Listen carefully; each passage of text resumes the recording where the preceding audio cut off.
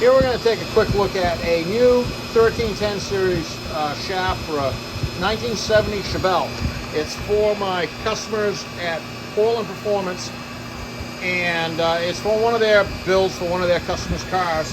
And so it's short tail housing, turbo 400, so it needs the short tail housing compatible slip yoke. It's only like 3 5/8 ground hub diameter.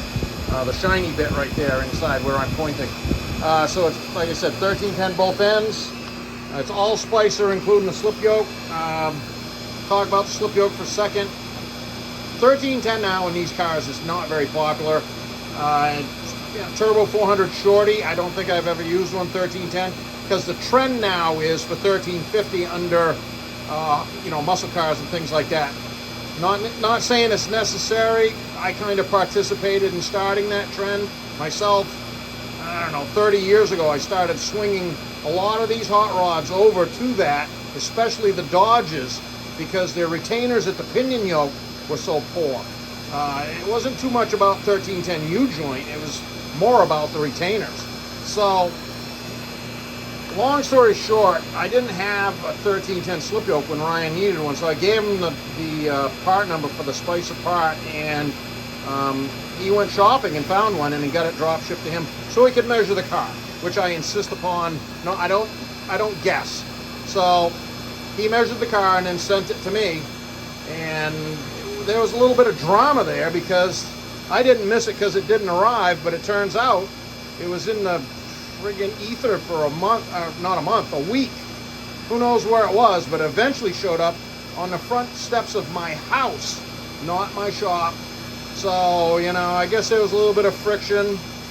I'm going to say this right out loud, and people can disagree with me, but us guys, we build stuff. We're not responsible for all the crazy shit that's going on now. And I've had whole orders disappear, never saw them, had to reorder. So at least that showed up. And if there's an apology to be had, go ask UPS. I guarantee you they do not give a shit. So, bad attitude, yeah, I do. But I'm not taking the grief over this, and Ryan shouldn't either. So that's what I've got to say.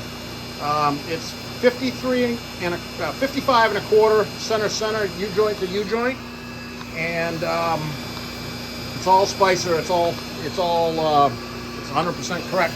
Crank her up. That's 3,000 RPM now. 0 at the transmission, dead flat 0.